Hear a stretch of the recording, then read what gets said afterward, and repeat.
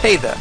Last time on the Camsters channel I asked you which video topic you wanted me to cover next. And as always, no one answered, which means I'm going to do none of those topics and do this instead. Why Smash isn't a fighting game, what it is, and does it even matter?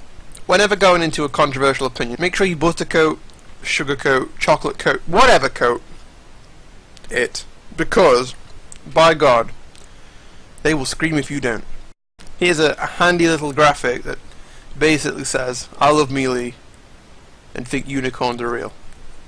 Completely unverifiable, but Smash was in this group of GameCube games that we would just always go back to whenever our new craze died out, alongside Mario Kart Double Dash, 007 Nightfire, Mario Party 5 and 6, Sega Soccer Slam, Pikmin 2, Mario Golf.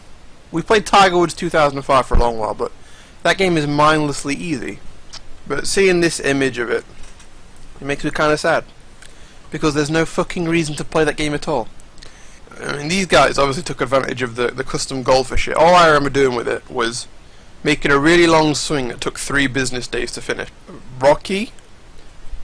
Agent Under Fire was a weird one. I liked it, but I guess there's only so much low gravity, 250 speed one-shot golden guns you can do on town before you get AIDS. Pokemon as well in like 2008, 2009. Maybe that was one of the crazes actually, I shouldn't even include that. There is definitive proof of that. There's this funny video, some kid uploaded a battle where he beat one of us, and in that battle, a Tentacruel used rap, as in base power -12, Gen 4 will do about 2 damage, rap. And the guy uploaded it like it was a super serious battle. And in another one, someone uploaded a moment where a Weevil tries to revenge kill 20% HP Metagross and does Ice Shard for like 10 damage. Anyways, Weevil goes for an Ice Shard, and that's going to do nothing to me. You don't even get a freeze. A most primitive people. For mash, get smash. Incredible. 2008 YouTube, you all missed out. A number of games and franchises we kept revisiting, and the crazes we came out of were like fucking RuneScape, Modern Warfare 2, Puzzle Pirates. Puzzle Pirates is goddamn incredible. It's completely dead now, where we played it anyway. We played it on the subscription ocean. There's maybe 7 people online during GMT play hours, and it's just a game full of middle-aged women, even on the full servers. My auntie used to play it with us, and my cousin would borrow money to play poker or buy a boat, and then we would just sink it in Atlantis. Game was nuts. What a game! Played like WoW, FIFA, Worms, Yu-Gi-Oh, the TCG. Our meta was like giant orcs, elemental hero, wild art, and just being retarded. Like we were trash. We didn't even know what good cards were. And at the end, we'd come back to play these old 2001 to 2006 era GameCube games because I don't know. I guess they were just fun. I think League of Legends was the game that killed off the Front Room Club for me, anyway. I made a YouTube channel for it though. Thought at some point we'd just record us having fun and the internet could have fun with us. It never happened, but the internet would probably just burn us for being on the internet. So, whatever. Hopefully my requiem for the GameCube era is a good enough proof to know I care. But let's begin. Why isn't Smash a fighting game? Think of it this way. Do you even know what a fighting game is? Because it's really hard to define as a standalone genre. Like, incredibly difficult. You could just list a bunch of parameters and I could find you a game in some bizarre genre that would fit straight in, or something you'd class as a fighting game that would make it untrue. So let's just go with a few. I mean, this is obviously like a straw man. I mean, I'm sure there's someone out there who can completely, perfectly define it and find all the things that they share. The first one is you fight with your hand. And that's a good starting place, I think. But in Soul Calibur and Samurai Showdown, you fight with swords. And this guy has a magic ball. In Injustice and Mortal Kombat, there are characters who use guns and rocket launchers so much you'd think they were in the Taliban. Welcome to the You play 1v1. Yeah, but in other games, you can choose to. Remember the classic 1v1 me on Rust Faggot, or I'll fuck your mum. but it was written with much worse grammar to a point of being a waste of kilobytes sent. And like, you don't want your mum getting fucked by some kid playing Call of Duty. She might get an STD or something, and I think she'd be mad about that. But the message is important because it arranges rule sets similar to how third-party PvP websites did, MLG being the main one, and it allowed a more competitive build / rule set of a game to exist. How competitive is Smash Bros. With 4 people free-for-all, items on, playing on Rainbow Ride? You know, not very. There's a huge cast and choice. Well, again, SF1 had 2 characters, and it was the same character but red. And if you pick between all of the weapons and perks in an FPS game, you arguably get more options. Bond FPS games had a massive cast already. MOBAs have even bigger casts than fighting games. And RPGs have their classes, races, plus a number of builds within those. There's hit stun and you can block in fighting games. That's a really good one, I think. But if you added those things, or some variant, into a MOBA or RPG, how close to a fighting game would it be? Like, would you consider a MOBA where you can block a fighting game?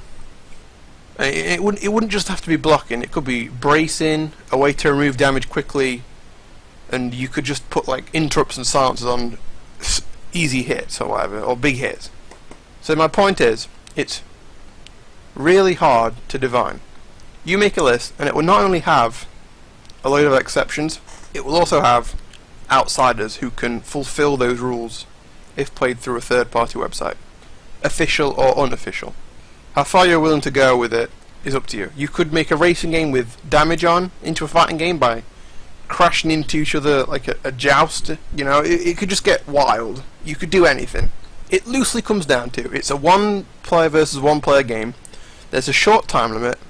You have some sort of round and health system. You can block and there's hit stun. There's a big colourful set of characters to choose from. All the female ones are half naked. Plug to watch most of the videos. And all of the moves are formed from hitboxes and hurtboxes, and use a system of startup, active, and recovery frames, rather than cast times, cooldown, or whatever else. Because I'd say it's hard to define.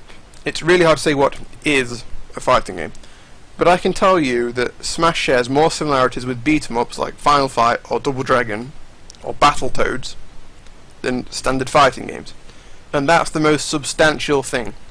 Picking up items, punching the wrong way, free movement, and a much smaller number of buttons to press. Because in the end, it's only going to hurt your potential players if you are so obsessed with being something you're not. Shit like this. Pivots are probably the hardest bread and butter Marth technique that you'll ever have to learn, because they're 1-frame links and you only get 1 frame to do your input.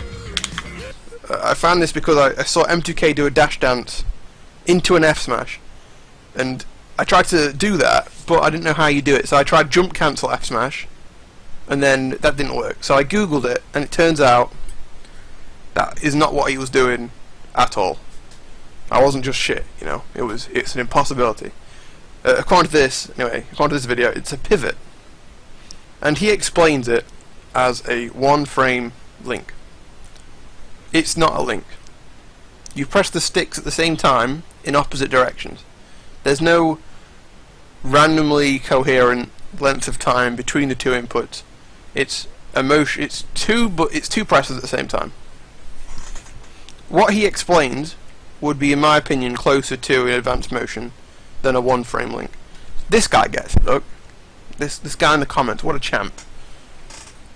I'm sure there are plenty of other times they've done things similar to this, improperly adopting terms and phrases, and this is just one. I noticed that their commentators started using more and more fighting game terminology compared to when I first saw Melee on Twitch, and it comes across as trying hard to be something you're not, and overall repulsive.